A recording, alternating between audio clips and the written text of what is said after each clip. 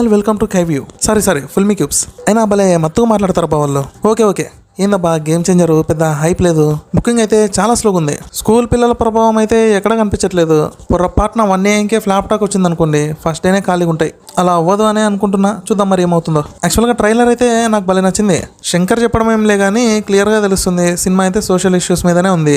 So routine స్టోరీనే.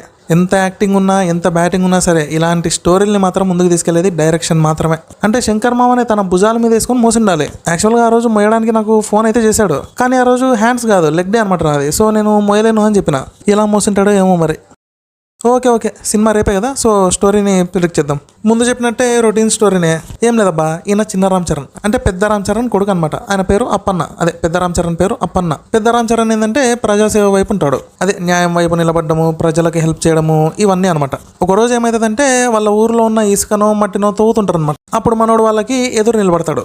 స్లోగా ఒక మంచి లీడర్ లాగా మారుతాడు. తన ఫ్యాన్ బేస్ చూసి శ్రీకాంత్ తన పార్టీలో జాయిన్ అవ్వమని చెప్పి రామ్ చరణ్ని రిక్వెస్ట్ చేస్తాడు. ఫస్ట్ వద్దంటలే, తర్వాత వాళ్ళంతా కన్విన్స్ చేస్తారు. అండ్ ఇక్కడ సముద్రకని ఎవరంటే అంజలి వాళ్ళ నాన్ననో లేకపోతే అన్ననో అయింటాడో అనుకుంటున్నాబ్బా. కానీ మోస్ట్ ఇంపార్టెంట్ పర్సన్ అయిన రాజీవ్ కనకాల గురించి అయితే నాకేం తెలియదు. ఫైనల్ గా మన రామ్ చరణ్ పార్టీలోకి అయితే జాయిన్ అవుతాడు. స్లోగా ట్రావెల్ చేసే కొద్దీ అప్పన్నకి శ్రీకాంత్ ఒక పెద్ద వేస్ట్ ఫెలో అని తెలుస్తుంది. దీంతో శ్రీకాంత్ కోపం వచ్చి అప్పన్నని అంజలిని వాళ్ళ కొడుకుని చంపేస్తాడనమాట. యాక్చువల్ గా కొడుకు చచ్చిపోలే, సముద్రకని పెంచుకుంటుంటాడు. ఇక్కడ వరకు ఒక సెట్ వచ్చేసి చిన్న రామ్ చరణ్, అదే రామ్ నందన్. అప్పన్న కొడుకు కాబట్టి ఆయన పోలికలు ఆయన బుద్ధులే వచ్చింటాయి. సేమ్ మనోడు కూడా అంతే, సోషల్ యాక్టివిస్ట్. కావాలంటే ఇక్కడ చూడండి, కాలేజీలో కంజాయి అమ్ముతున్నాడని చెప్పి కొడుతున్నాడు. ఇలాంటి క్రైమ్స్ చాలా ఉంటాయి కదా. సో వీటన్నిటిని అరికట్టాలని చెప్పి మనోడు IPS అవుతాడు. ఏ పొలిటీషియన్ ని వదలకుండా అందరిని గెలుగుతాడు, ఈవెన్ SJ సూర్యని కూడా. ఇక్కడ SJ సూర్య వాళ్ళ నాన్న శ్రీకాంత్. ఒక పార్టీ మీటింగ్ లో శ్రీకాంత్ రామ్ చరణ్ చూసి షాక్ అవుతాడు. అప్పటి వరకు తెలిసినదిలే, IPS అయింటాడు కదా, సో బందోబస్తుకు వచ్చింటాడు. ఇక్కడ రామ్ నందన్ చూసి వణికిపోతాడు బిడ్డ. ఇంకా మనోడికి ఫ్లాష్ బ్యాక్ గుర్తుకొస్తుంటది, నిద్ర కూడా పట్టదు. తన గురించి రామ్ నందన్ కి తెలిస్తే ఖచ్చితంగా వదలడని చెప్పి మనోడే లొంగిపోదాం అనుకుంటాడు అనమాట. అంటే నిజం చెప్పేద్దాంలే అని. ఇలా చేసినాడు అనుకోండి, పార్టీకి చెడ్డ పేరు వస్తుంది. అప్పుడు ఆయన పదవి పోతుంది. అండ్ అప్కమింగ్ డేస్ లో SJ సూర్య కూడా సీఎం అవ్వలేడు. ఇదంతా వేస్ట్ పంచాయతీ అని చెప్పి మోపిదేవే వాళ్ళ నాన్నని చంపేసి సీఎం అవుతాడు.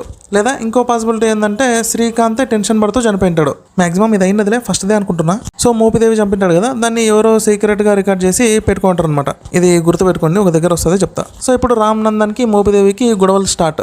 అంటే నిక్కర్లు వేసుకొని కొట్టుకోరులే, అదే మనోడు చేస్తున్న ఇల్లీగల్ బిజినెస్ అన్నిటిని సీజ్ చేస్తూ ఉంటాడు. తర్వాత రామ్ నందన్ కి వాళ్ళ ఊరేది, వాళ్ళ నాన్న ఎవరు అనేది తెలుస్తుంది అనమాట. అట్ ద సేమ్ టైం అక్కడ ప్రాబ్లమ్స్ కూడా తెలుసుకుని IAS అవుతాడు. ఇక్కడ మనోడు ఆల్రెడీ IPS కదా అని మీకు డౌట్ రావచ్చు. IPS కి లా అండ్ ఆర్డర్ మీదనే కంట్రోల్ ఉంటుంది అంతే. కానీ IAS కి ఒక జిల్లానే తన చేతిలో ఉంటుంది. ల్యాండ్, రెవెన్యూ ఇవన్నీ తనే చూసుకోవాలన్నమాట. సో అందుకే IAS అవుతాడు. ఎందుకంటే ఒక ఊరిని ఖాళీ చేయించి మైనింగ్ చేస్తున్నారంటే అదొక ల్యాండ్ ఇష్యూ. దీనికి IPS ఆఫీసర్ ఏం చేయలేడు, జస్ట్ ఆర్డర్స్ ఫాలో అవ్వాలంతే. అందుకే మనోడు IAS అయ్యేది. ఇందాక మోపిదేవి వాళ్ళ నాన్న చంపేది సీక్రెట్ గా వీడియో తీసింటారని చెప్పాను కదా. అలా ఎందుకు చెప్పానంటే ఇక్కడ సముద్రకని ఒక పెన్ డ్రైవ్ పట్టుకొని చూపిస్తూ ఉన్నాడు. సో దానిలో ఏదన్నా ఇంపార్టెంట్ ప్రూఫ్ స్టోర్ అయి ఉండొచ్చు. ఇలా చూపించినందుకు సముద్రకని కూడా చచ్చిపోయే ఛాన్స్ ఉంది. ఇంకా క్లైమాక్స్ ఏమైతుంది అందరికీ తెలిసిందే. మోపిదేవి మంచోడు కాదని చెప్పి ప్రజలకు తెలుస్తుంది. తర్వాత మన శంకర్ మామ జైల్లో పెడతాడో చంపుతాడో ఆయన ఇష్టం. ఇది మన ప్రెడిక్షన్. జరుగుతుందో లేదో తెలీదు. అందుకే కరెక్ట్ కాదో అని చెప్పి రేపు సినిమా చూసి రివ్యూ ఇస్తా. ఓకేనా, ఉంటా మరి. Tata bye, have a good day, take care.